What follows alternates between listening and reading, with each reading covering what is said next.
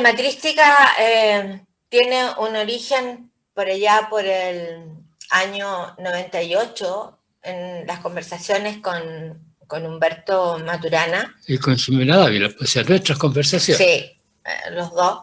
Yo obviamente lo conocí a él mucho antes, a través de algunas lecturas, y después me acerqué porque a mí me gusta entender desde mí, para poder explicar desde mí aquello que digo que entiendo, porque no es fácil leer a Humberto, no era fácil para mí leerlo en ese momento. Entonces tuve la oportunidad de poder conversar con él y contarle lo que yo estaba haciendo.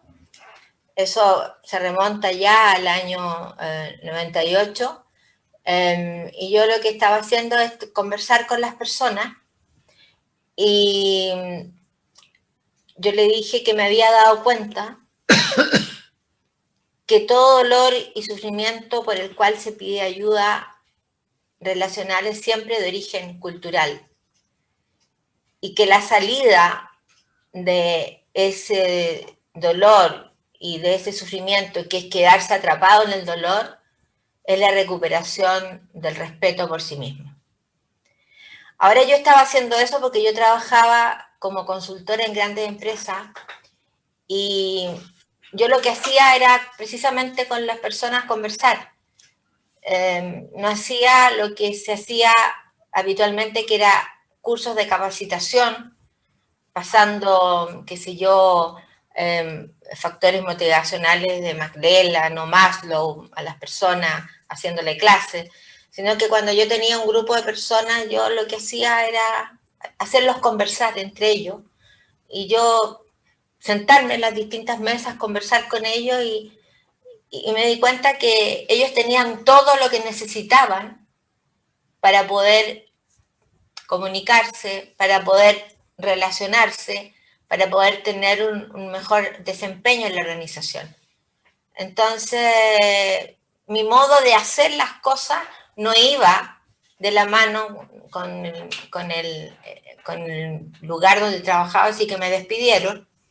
Entonces yo empecé a hacer estas conversaciones en mi casa, y las llamé en un momento conversaciones matrísticas, pero las personas me decían: conversar, me siento con usted, me hace bien, me siento más liviano. Un día un chico me dijo, de 16 años, me dijo: conversar con usted me libera. Y le puse conversaciones liberadoras. Y ahí le conté un día al doc lo que yo estaba haciendo, y el doc me escuchó, me dejó aparecer, me vio. Y fue muy interesante porque me di cuenta de lo que ella decía. Tenía dos características. Una, era nuevo. No era lo que decían los psicólogos o Freud, de que uno reprimía los dolores, etcétera, sino que ella mostraba que los dolores que uno vivía, los vivía todo el tiempo. No los reprimía. Estaban presentes en las cosas que uno hacía. La persona que se sentía desvalorizada vivía su desvalorización continuamente. Me muestra que ese era un fenómeno conservador. Y el destacar eso, que es un fenómeno conservador, resulta que es un fenómeno biológico. Porque los fenómenos biológicos son conservadores. ¿De qué? Del vivir. Ocurre en la conservación de algo que es el vivir. Entonces ella me muestra eso, yo le digo que era notable, que me parecía que era muy distinto de lo que decía Freud, justamente porque no hablaba de represión, de inhibición, sino que del vivir cotidiano, día a día, momento a momento, un sentimiento de desvalorización, un dolor por algo especial, que la cultura de alguna manera había aceptado como válido.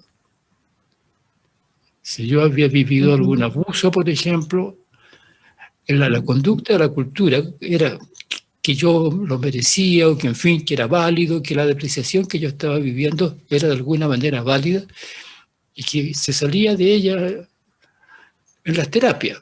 Pero lo que ella estaba mostrando no era eso, estaba mostrando que el dolor se conservaba, que uno vivía el dolor creyendo que era válido culturalmente aquello que era la depreciación que uno había vivido.